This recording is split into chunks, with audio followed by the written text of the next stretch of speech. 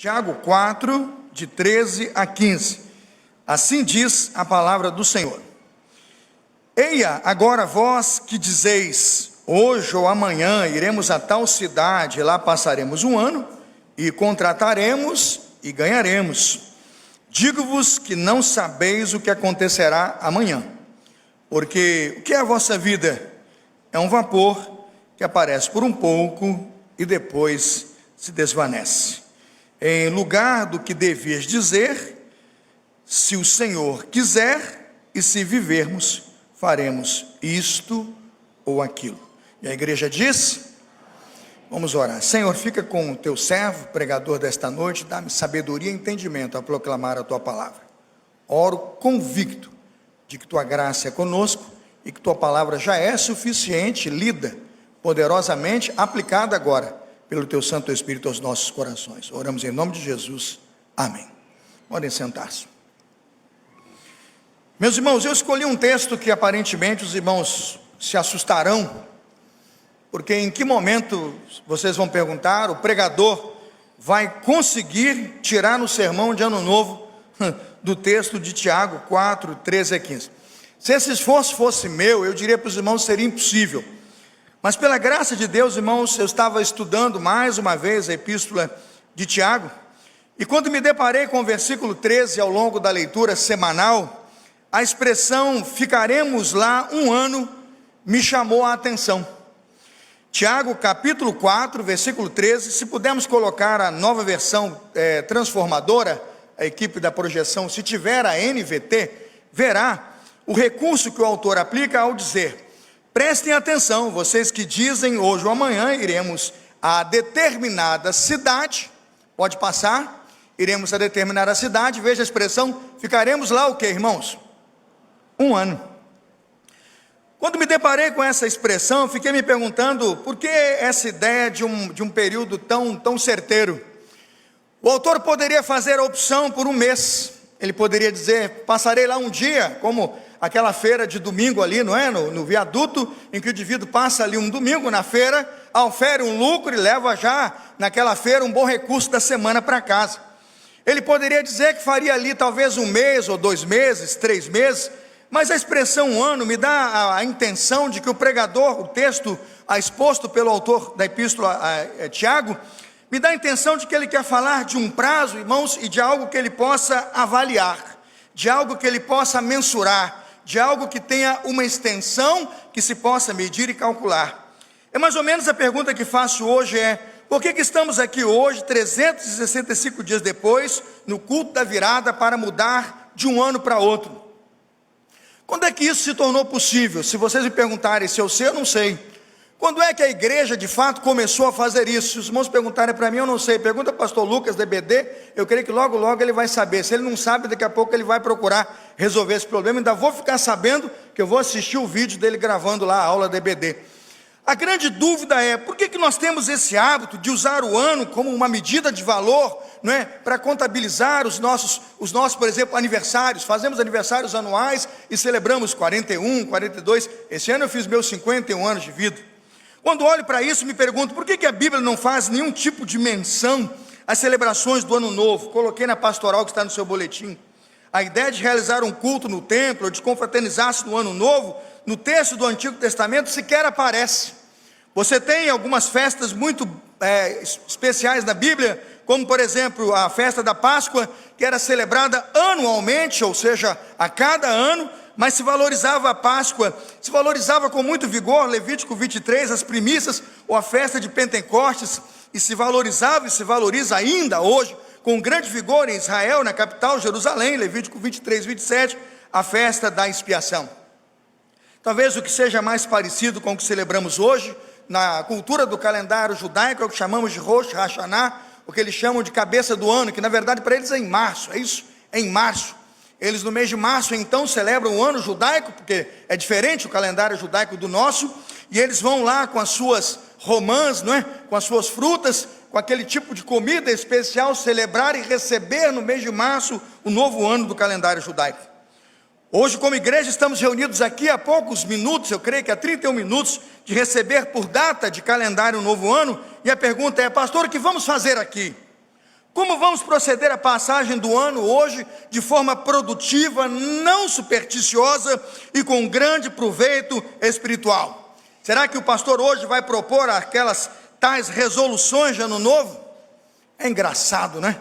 Como que a gente tem a tal da resolução de ano novo? É um tal de se arrepender, é um tal de mudar, é um tal de escrever e prometer: esse ano eu vou perder, é assustador, mas é verdade, esse ano eu vou perder 10 quilos, esse ano eu vou comprar a minha casa, esse ano eu vou conseguir poupar 10% do meu salário. Tem gente que já está com 50 anos e prometeu: esse ano eu vou ler a Bíblia toda, nunca leu.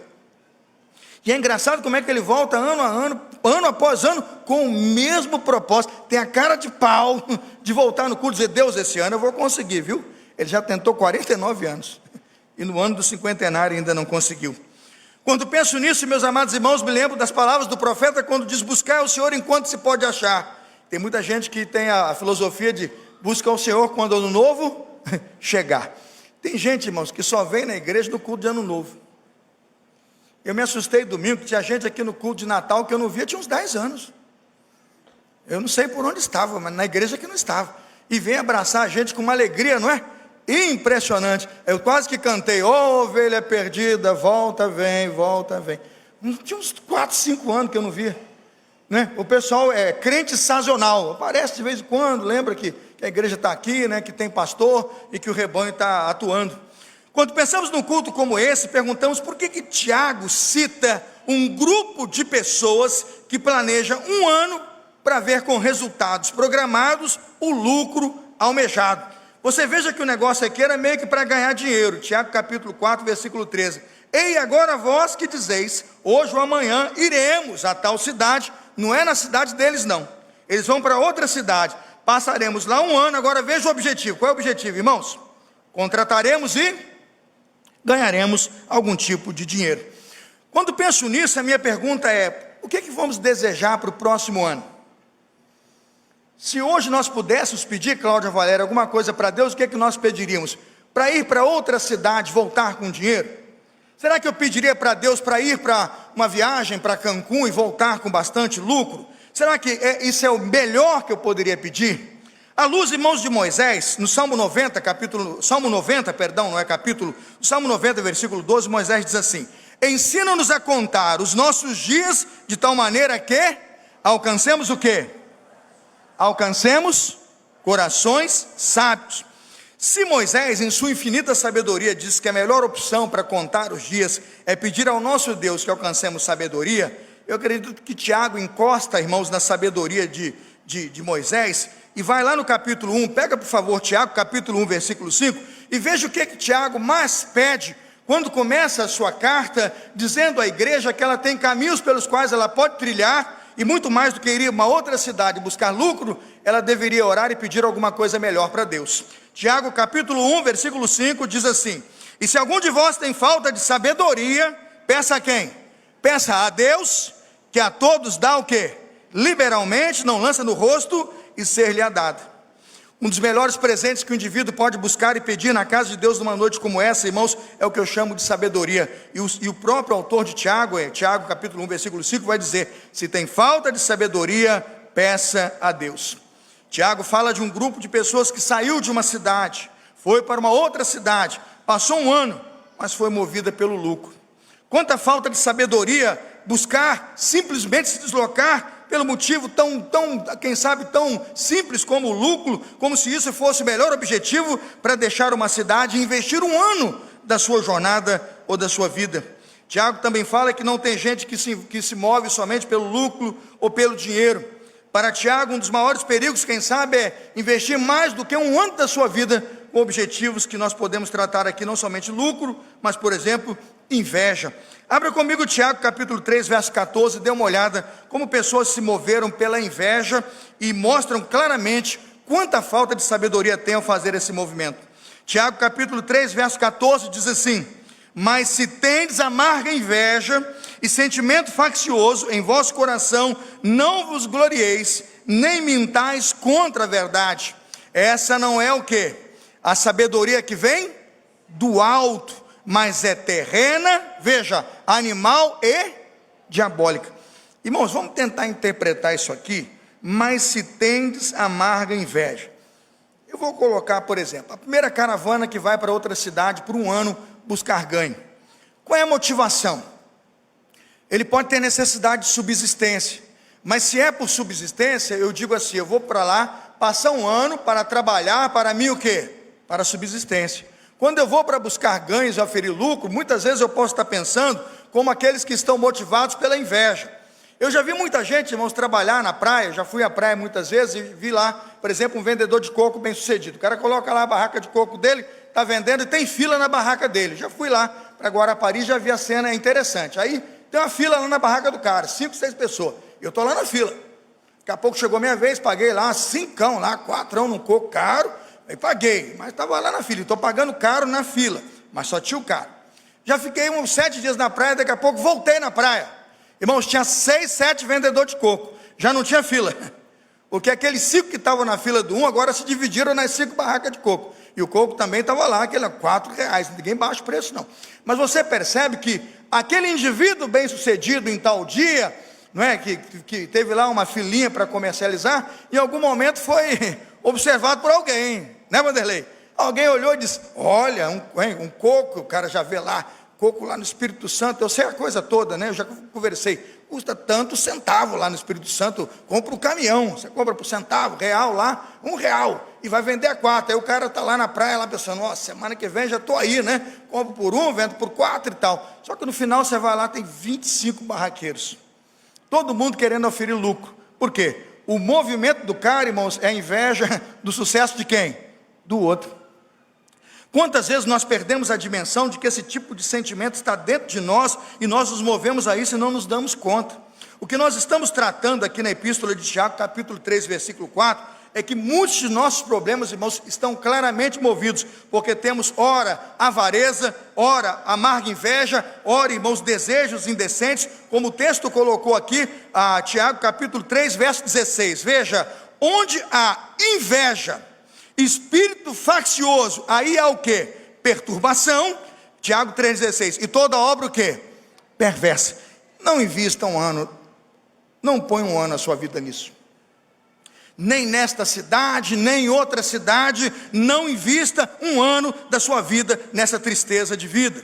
Quanta falta de sabedoria tem aqueles que se movimentam, irmãos, ora pelo lucro, pela avareza, não é? Pelo desperdício, pela inveja, buscando espíritos de facção e toda perturbação que vão tirar a paz de sua família. Se hoje queremos um ano abençoado, aqui ou em qualquer cidade do mundo, Tiago capítulo 3, o verso 14, veja o ensino da palavra do Senhor, Tiago 3, 14, mas a sabedoria que vem do alto, que vem primeiramente, pode colocar na tela, consegue para mim? Tiago 3,14, pode colocar a NVT, a transformadora, mas a sabedoria que vem do alto, que vem primeiramente pura, pode botar o 14, na verdade o 17, eu disse errado, Tiago 3,17, coloca o 17, por favor, Tiago 3,17, vamos ler juntos lá, irmãos? Mas a sabedoria que vem do alto, antes de tudo, pura, também é pacífica, amável, disposta a ceder a outros e cheia de misericórdia, e é o fruto de boas obras. Não mostra, ela é sempre sincera. Ora o fruto, versículo 18, ora o fruto da justiça. Veja o 18, semeia-se aonde? Na paz. Tiago 3,18, semeia-se na paz para os que exercitam o quê? A paz. Quando nós buscarmos alguma coisa para o próximo ano, e se queremos investir como aqueles que saíram de uma cidade a outra para ganhar e lucrar, que nós saiamos daqui hoje para mais um ano, irmãos, para buscar um ano onde a sabedoria de Deus esteja sobre nós, pois a sabedoria que vem do alto e é para nós pura, pacífica, moderada, tratável, cheia de misericórdia, e a Bíblia diz, aquela que semeia a paz. Quantos fazem seus discursos vazios de paz, mas não procuram a sabedoria de Deus que promove a paz? A segunda pergunta que o próprio autor de Tiago faz, depois que ele faz essa análise, daqueles que vão a uma outra cidade investir um ano de suas vidas, ele faz uma segunda pergunta, Tiago 4,14. A pergunta está no início do verso 14, diz assim, digo-vos que não sabeis o que acontecerá amanhã. Eu coloco que ele faz uma pergunta, porque a NVT, irmãos, ela consegue uma tradução melhor aí do texto, onde ele diz assim, como sabem o que será de sua vida amanhã? Ele coloca em forma de pergunta. A NVI coloca, na verdade, uma exclamação e vai dizer assim: vocês nem sabem o que lhe acontecerá amanhã. Quando leio essa expressão e fico me perguntando daqui a 20 minutos, será amanhã e será ano novo, o que a Bíblia nos orienta a crer e a buscar sobre o amanhã? Mateus capítulo 6, versículo 34, eu tenho o mais poderoso ensino do Senhor Jesus sobre o ano novo que me aguarda, sobre o amanhã que daqui a pouco se inicia. Mateus 6, 34, ele diz: não vos inquieteis, pois, pelo dia de amanhã. Por quê? Porque o dia de amanhã cuidará de si mesmo. Ele diz: basta a cada dia o seu próprio mal. Ele não está dizendo que seremos livres do mal, ou estaremos absolutamente livres de enfrentar problemas e dificuldades, mas ele está dizendo que a cada dia teremos um mal a enfrentar, poderemos enfrentá-lo, mas que o nosso Deus cuidará, e já cuida do nosso amanhã. Mateus capítulo 6, versículo 27, ele diz mais a interpretação da NVT. Qual de vocês, Mateus 6, 27, qual de vocês, por mais preocupado que esteja, pode acrescentar ao menos uma hora à sua vida? A pergunta que faz o autor ao Tiago, o irmão de Jesus, é sábia quando diz: como é que vocês sabem? Vão procurar se mover pela avareza, pela inveja, pelos lucros, vão se movimentar por aí, investindo um ano da sua vida, sem ter certeza de quem está cuidando do amanhã, de quem está provendo o seu amanhã. Ele está dizendo: será que é por aí o caminho que vocês devem trilhar? Eu estou com o apóstolo Pedro, não é o caminho. 1 Pedro capítulo 5, versículo 7, Pedro diz: entreguem ao Senhor toda a sua ansiedade. Por quê? Porque Ele tem cuidado de nós. Quando passar os próximos 19 minutos e eu estiver concluindo esta mensagem, a certeza que eu tenho é que eu sei como será o amanhã, porque o meu Deus, sim, o meu Deus cuida de nós. A terceira pergunta que destaco está no versículo 14 ainda, e feita também por Tiago, irmão de Jesus, é: o que é a sua vida? Capítulo 4, versículo 14 de Tiago: o que é a sua vida? Ele trata aqui da fragilidade humana. Ele diz: o que é a sua vida? Vocês são como a neblina que aparece por um pouco de tempo e logo depois se dissipa. Vocês são como um vapor que aparece por um pouco e logo se dissipa.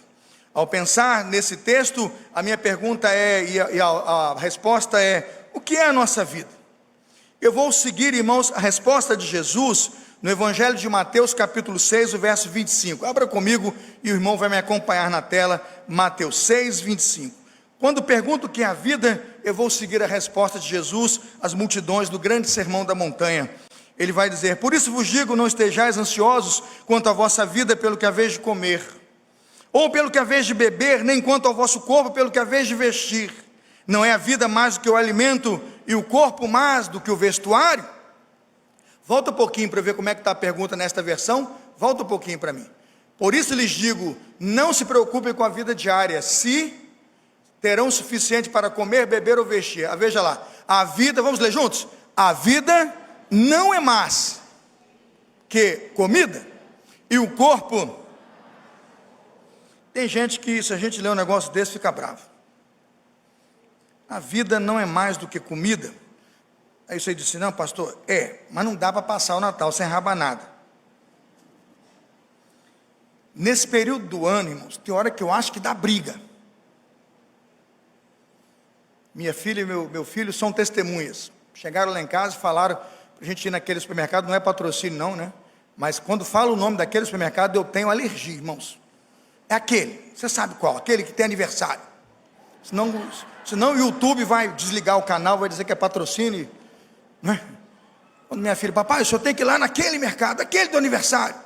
Eu falei: é aquele que o pessoal pega e fica brigando pelo produto? Eu não vou nem morto, minha filha. É um tal de brigar por comida que eu fico pensando que dá desespero. Quando eu vi, irmãos, algumas fotos dos nossos irmãos aqui de Natal, aqui, eu estou pensando, está todo mundo olhando a foto da família lá, e eu fiquei olhando a mesa. Mandaram as fotos para mim: pastor, eu estou aqui reunido com a família. Eu não vi se estava de óculos, a roupa não lembro, agora na mesa tinha rabanada, tinha pernil, tinha chester, né? Eu olhei a mesa, por isso que eu estou gordinho desse jeito, porque eu olhei a mesa. Era comida para todo lado. Quando lê um texto como esse, a nossa pergunta é: mas a vida não é mais do que alimento, irmãos? Será, pastor Marcos, que só quem teve aquela comideira toda teve Natal? Esse é o sentimento da pergunta de Jesus. A vida é mais do que alimento e o corpo é mais do que vestuário. Quando pensa em vestuário, pastor Lucas, aí é engraçado. Quando pensa em vestuário, eu fico imaginando como é que foi o dia de hoje. Com que roupa que eu vou? Imagino gente correndo a semana toda pensando como é que eu vou me vestir no ano novo, né? Tem um tal de branco. No ano novo eu vou vestir branco porque quem sabe o branco muda alguma coisa, vai me trazer alguma sorte. O branco é paz. Coitado do camarada, vem de branco, senta num banco desse, onde furaram o teto para colocar aqui o rapel e tudo, tem poeira, vai chegar, está tudo sujo a roupa do cara, porque veio de branco. Se tivesse vindo de preto não sujava tanto, né? Mas veio de branco. Vai gastar sabão em pó, alvejante, água sanitária, é capaz de gastar tanto dinheiro no ano que vem lavando a roupa branca dele, que vai ter que vir de amarelo para recuperar o dinheiro que perdeu no ano. Tem gente que, aí vem de amarelo. Quem está de amarelo hoje, não sei se é por isso, se não está de amarelo por cima, às vezes está de roupa íntima, é supersticioso. Aí você pergunta, por que o cara está de amarelo? É porque está sem dinheiro, deve estar no cheque especial, pastor. E porque em algum lugar ele leu que amarelo traz dinheiro. Eu estou brincando, gente. Eu estou brincando. Olha, já tem gente de amarelo se escondendo ali. Eu sei que é brincadeira. Eu estou de branco, estou quase meio que de branco. Mas eu estou mostrando, irmãos, como descuidadamente essas coisas vão roubando a nossa visão e você vai percebendo. Preto, o cara vem no ano novo de preto, aí o irmão chega e diz, quem morreu? Quem morreu? Eu ia vir de preto, o terno não fechou, engordei uns 4 quilos nesse Natal. Quando eu vi que não fechou, eu falei, como ia ficar aquele negócio sambado aqui, eu botei o branco. Viu? Foi porque não fechou o botão, mas eu ia vir de preto. Imagina quem vem de laranja. Aí chega o Carlos Fernando e diz, gente, carnaval é em fevereiro, né, Fernando? Quando nós olhamos esse tipo de postura, é vermelho, né? Vermelho, pessoal dos encalhados. O cara bota vermelho para atrair o amor. Eu estou por dentro, gente. Estou brincando, Cláudio. Mas é verdade, tá nas revistas.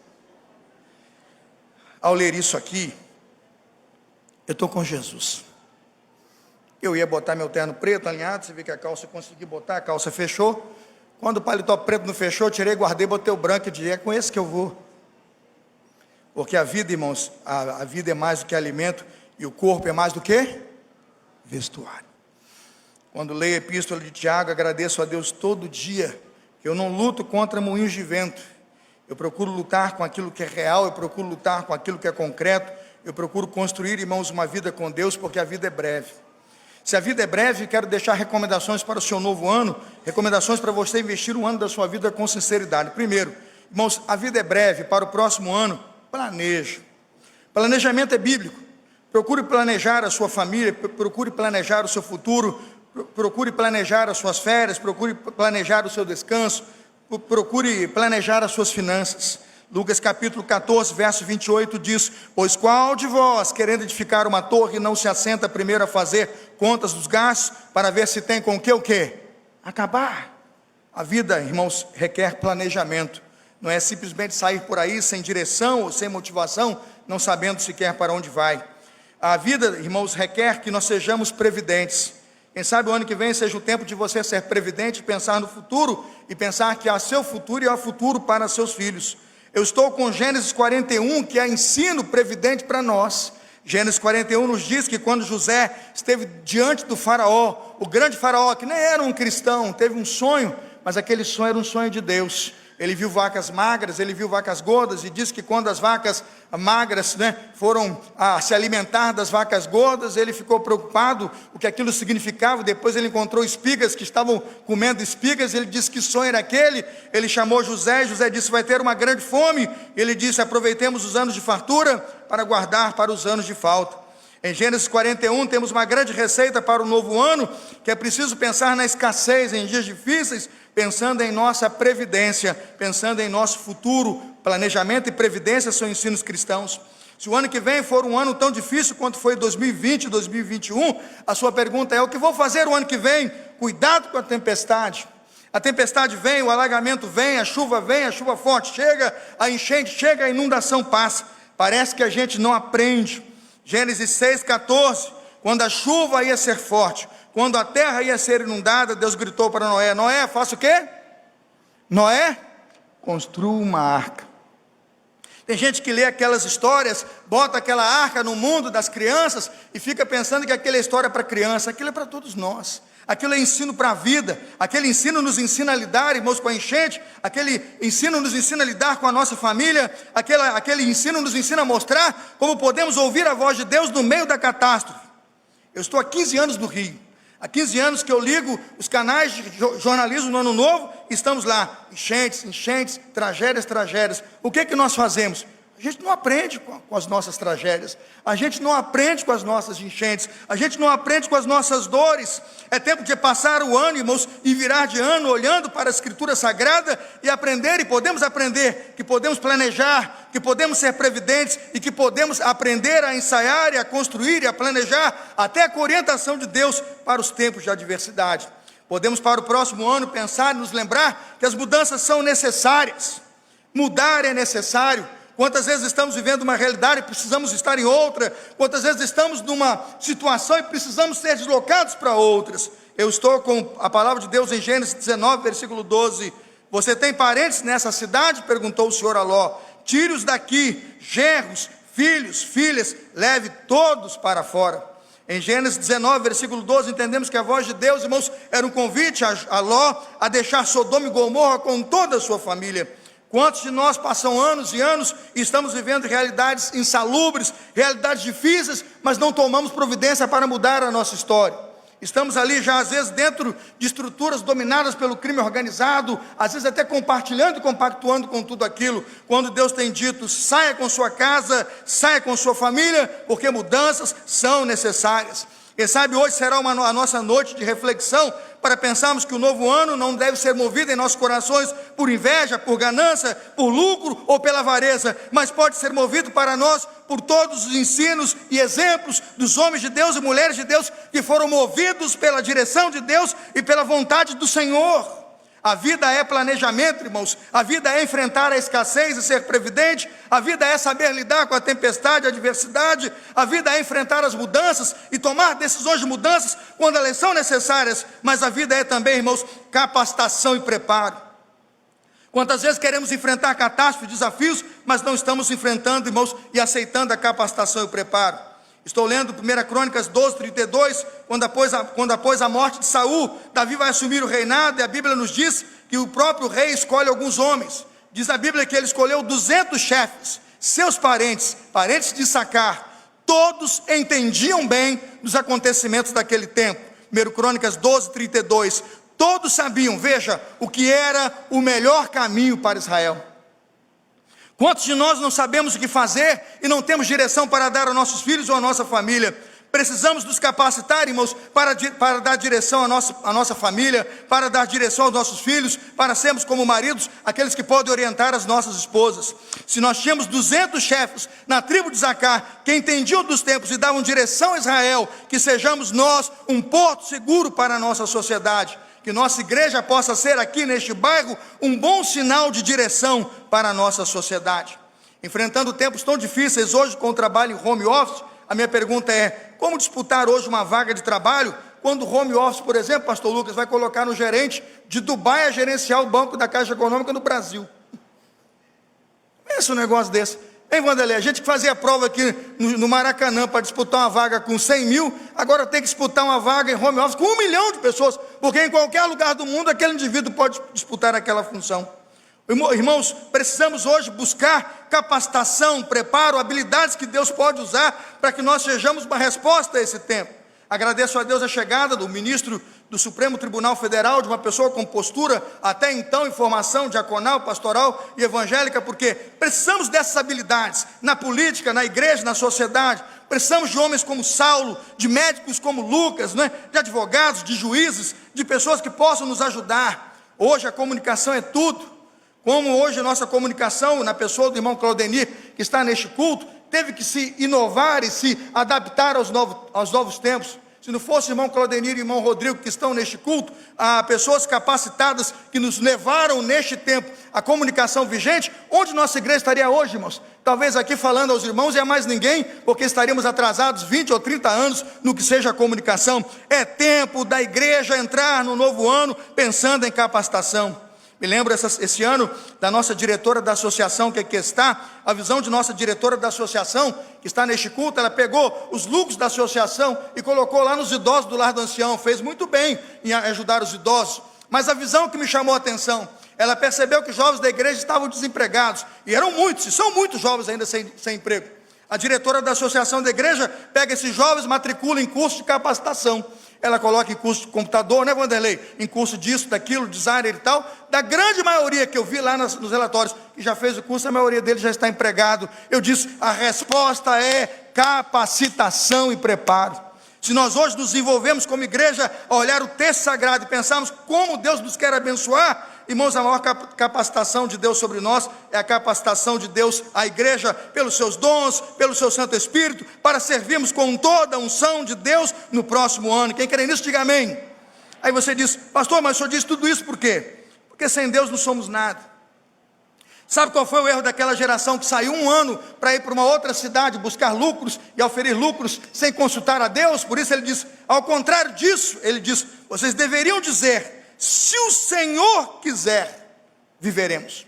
Olha a frase, se o Senhor quiser. Tiago capítulo 4, versículo 15, viveremos. Irmãos, o querer é a soberania de Deus, e somente debaixo da soberania de Deus encontraremos no ano que vem, no próximo ano, um ano de bênção do Senhor. Debate da Rádio Melodia dessa semana, não o que eu participei, eu ouvi um outro debate, perguntaram lá para o evangélico, está preparado para o próximo ano e para os desafios do próximo ano? O evangélico disse, não estou e também não sei o que fazer. Eu digo, meu Deus, ouvi isso de um evangélico, de um cristão. Eu confesso que eu fiquei decepcionado, quase que eu liguei e falei, Eliel, tira o sujeito daí. Meu Deus. Irmãos, era 1978, né? O João Sérgio, lá do Grêmio Recreativo, Escola de Samba, União da Ilha. Isso aqui é pagão, viu? O troço mais pagão que eu poderia usar. Mas eu estou lendo aqui para você entender como é que as pedras gritam. 1978, samba enredo, João Sérgio, a União da Ilha do Governador. Como será o amanhã? Responda quem puder. O que irá me acontecer? Ninguém sabe, todo mundo é crente aqui. O meu destino será como Deus quiser. Ficaram com medo, eu estou sabendo. O pastor vai mandar o chicote. Como será o amanhã? Responda quem puder. O que irá me acontecer? O meu destino será como Deus quiser. Se o cara cantou isso na avenida para o diabo, isso aqui não era para Deus. Eu pergunto, irmãos, nós que somos reflexos da glória de Deus, podemos dizer, se o Senhor quiser, viveremos, faremos isto ou aquilo. Tiago capítulo 4, versículo 15. O que mais importa na vida cristã é o futuro com Deus, a certeza de que o nosso Deus está nos gerando pela sua palavra. Meus irmãos, se temos futuro e teremos, é que a vontade de Deus está revelada a nós. O que fazer no próximo ano? Irmãos, alguns recados, abra comigo Tiago e vamos encerrar, temos 1 minuto. Sujeitai-vos, pois, a Deus, resistir ao diabo e ele fugirá de vós. É isso que vamos fazer. Tiago 4, 7, Tiago 4, 8, chegai-vos a Deus e ele se chegará o quê, irmãos? A vós. Isso é o nosso amanhã, isso é Deus. Tiago 4, 10, irmãos, humilhai-vos perante quem? O Senhor. Aleluias. Irmãos, quando olho para um texto como esse, agradeço ao nosso Deus, porque podemos nos sujeitar a Deus, resistir ao diabo e ele fugirá de nós. Podemos chegar-nos diante de Deus e ele se chegará a nós. Podemos nos alimpar como pecadores de duplo ânimo, irmãos, e ver o nosso coração purificado diante do Senhor. Você diz, pastor, qual é a vontade de Deus para o próximo ano? A vontade de Deus para o próximo ano, a Bíblia diz, regozijai-vos sempre no Senhor, orai sem cessar, em tudo dai graças, não xingais o Espírito, não desprezeis as profecias, examinai tudo, retende o que é bom, abstende-vos de toda aparência do mal, e o mesmo Deus de paz vos santifique em tudo. 1 Tessalonicenses, capítulo 5, versículo 23, diga glória a Deus. Que o ano seja um ano de vitórias, que o ano seja um ano de bênçãos, porque o Deus do céu deseja a nossa santificação, e Ele o fará por sua infinita graça e sabedoria. Você vai perguntar: pastor, o senhor tem revelação para o ano que vem? Tem. O senhor tem uma palavra profética para o ano que vem? Tem. Pastor Lucas está tremendo ali agora. Uma revelação, a palavra profética do pastor Carlos Elias para o ano que vem. Vamos botar no YouTube. Minha revelação e minha palavra profética é minha. A Bíblia é suficiente.